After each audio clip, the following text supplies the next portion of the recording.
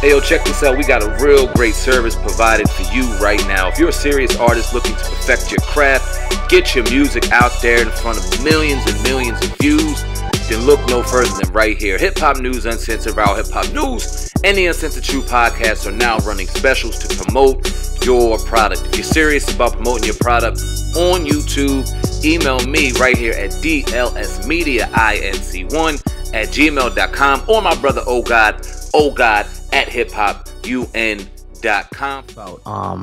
I'm sure y'all both aware of the new Dame Dash and the Culture Vulture, aspect of pretty much, non-blacks, owning, and we talked about ownership and controlling the music, the distribution, pretty much everything, creating these 360 deals. Now, Dame Dash and Lawyer Cohen, Lawyer Cohen went on to the Breakfast Club, called him out, and pretty much exposed himself in front of the world. We did a lot of commentary on it here on the Uncensored Truth, podcast. So what do y'all think about the Culture Vulture aspect? Because all around, all the platforms you are on are owned by non-blacks. We understand that.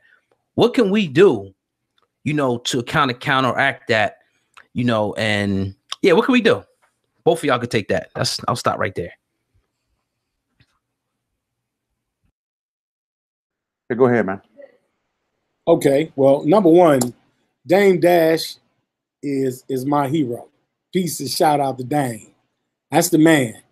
I appreciate him taking the chance on stepping out there on Breakfast Club and educating through tough love. That's what he had to do. And I applaud him, because the Loud Cohens, the reason why they're able to come in and usurp a culture is because the price tag that's put on the culture. We generate 1.4 billion in gross domestic product, yet we sell less than we average, and we only pull less than a percentage, 0.5% of that 1.4 billion. So when you understand that, and they control the distribution, they're going to control the market. They can control how many copies are distributed to other outlets like Best Buy or FYE or those kind of store outlets. They control the distribution flow. So because they control the distribution flow, they control scarcity. They can make a product scarce and raise the demand, or they can make it plentiful and kill it.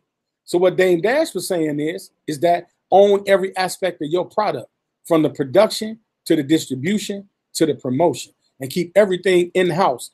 And pay everybody up front. Even if you do got to hire somebody that's outside of your race, pay them up front. You're the boss. If you pay them up front and they at a work for hire, you're only paying them for their contract, and then they can go about their business. And if independent black owners took that stance, it would hurt the economy when it comes to those that control the scarcity. We should have control of the scarcity if we're generating 1.4 billion. We should be able to control the scarcity. You should not be able to just come in and distribute artists that don't come from your culture without any regulation. And that's what's happening. Yeah, that's the economic principle called the law of marginal utility. So, yeah, man, that's we control the demand curve, and so we control the supply curve and the demand curve. Something that with Dame Dash, it set me in the overdrive, was his interview on the Breakfast Club. That was fantastic. He was just like, man, you a boss? I'm putting you on. I'm not his boss. That's I'm right. putting my man on. So, that's kind of how I saw Cohen, and I can respect what he's done because he's created a market. He was there. Remember, he started out as a club promoter. And so maybe he was a guy that created that market. So I respect that. What I don't respect, though, is that he's turned into a more of a corporatist, and that's where that's really not showing love. That's really not creating, allowing the market, putting an unfair restriction on the market. And whenever you do that, that's when you have issues. Like you said, scarcity. Yes, sir. Absolutely. Brother Khonsu, you are in accounting, money management. You definitely understand financial literacy. So my question is in regard to hip hop. OGod and I talk on the Uncensored True podcast all the time, unfortunately, about some of our favorite artists from the 90s and early 2000s and how they find themselves in trouble with the IRS and Uncle Sam. Talk about the importance of financial literacy. Once we start gaining the financial success that we all seek to gain and where have you, the importance of understanding your dollar, saving your dollar, and taxes and various things like that. Well, generally, when you say a company, right, a company can be a C Corp, it can be an S Corp, it can be an LLC, it can be incorporated. And these are just tax structures, how the taxes are allocated to the owners and or board members, depending upon if it's a sole proprietorship, it could be a partnership. It depends on how the business is structured. But regardless of that, in the hip hop world, or even I also equate this to athletics, because we dominate both markets culturally. Most athletes, professional athletes, and this same ratio applies to artists in the hip hop market, and the hip hop market only. Let me make this clear. A rock star, like let's say Aerosmith, they still getting residuals, and they ain't got to do not one other concert. It's the reason why Jay-Z still got to do a concert. It's because of the earlier deals that Jay-Z signed to. Now, by the time he got to Rockefeller, they did a consignment deal, which was performance-based. And the Masterpiece, the P. Diddy's, and Rockefeller made sure that it would never happen again. They didn't try to do that. But they were ingenious enough to do performance-based partnerships. And the label said never again. So they changed the payment disbursement and started creating 360. If you're an artist and you do a 360 deal, you have to come to them as a company. You cannot come to them as a person, and you refuse to be a work for hire employee. You ask to be a partner with unlimited distribution, and you split the cost 50-50. You create your own credit capital conglomerate by building corporations and building credit within them, and you fund yourself and pay it at 50% off. And get that 50% out of the way so you can recoup 100% of your sales. Do not give them concerts. Do not give them any kind of merchandise. Let's look at Travis Scott and why Nicki Minaj is mad at Travis Scott.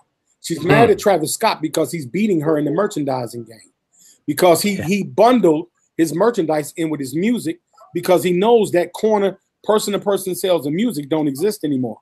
Either we snatching them off YouTube, or either we getting them from other digital markets. So what they had to do, they had to add a tangible element, which took the place of the tangible element called the CD or the cassette tape. They replaced that with a sweater, a t-shirt, a hat, or any kind of bundle so that they can merchandise it and then make it scarce. Because once you digitize music, it's no longer a scarcity. So the artist got smart to that. I got to make it scarce. So I'm giving you Travis Scott limited edition sweaters along with my CD. So they would superimpose the sale into the sound scan bar, and it would be a complete scale, but it would be marketed as a tangible scale sale traditionally because an item was sold that wasn't digitized. The RIAA, which is the regulation of music distribution, has not come up with the technology to count the amount of sales. This is why artists like Drake that did very big on internet streams are starting to find out they got robbed of their actual streams that was supposed to be counted. And so that's where the shift is. And I applaud the artists that release without the hoopla. If you notice, artists like Black Thought, phenomenal album. I thought he had the album of the year personally. And other artists like them, they're releasing, but you don't hear nothing about their release. Because that's a foregone conclusion. The action is the concerts. I'm going to release this. I'm going to become popular because I'm going to hire somebody like Darren. I'm going to go SEO crazy.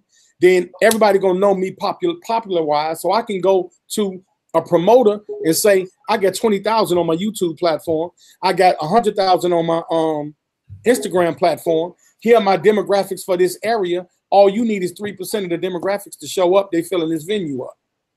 So the promoter's going to look at the numbers verified, they validated, he SEO certified, boom, that's money straight in the door. That's why these younger artists are getting so much upfront money. The problem is they don't know how to manage the money with understanding tax deferment and putting money in their name all the time, because we believe in ownership. No, it's control. You control everything and own nothing. I don't own anything that I possess. I just have control of it. I don't want to own none of it. I don't want any other liability. I don't own my house. I don't own my cars. I control all of it though. I put gas in it. It's mine. I don't own any of my bank accounts. I control the money in the account though. That's dope. A wealth.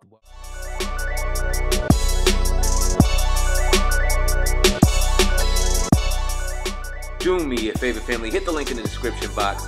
Purchase your very own New Era viral hip-hop news hat. Like I said, the link will be in the description box right now. Don't wait. Don't miss out. Grab the hottest thing popping right now. The viral hip-hop news hats available in the link in the description box. Grab yours right now.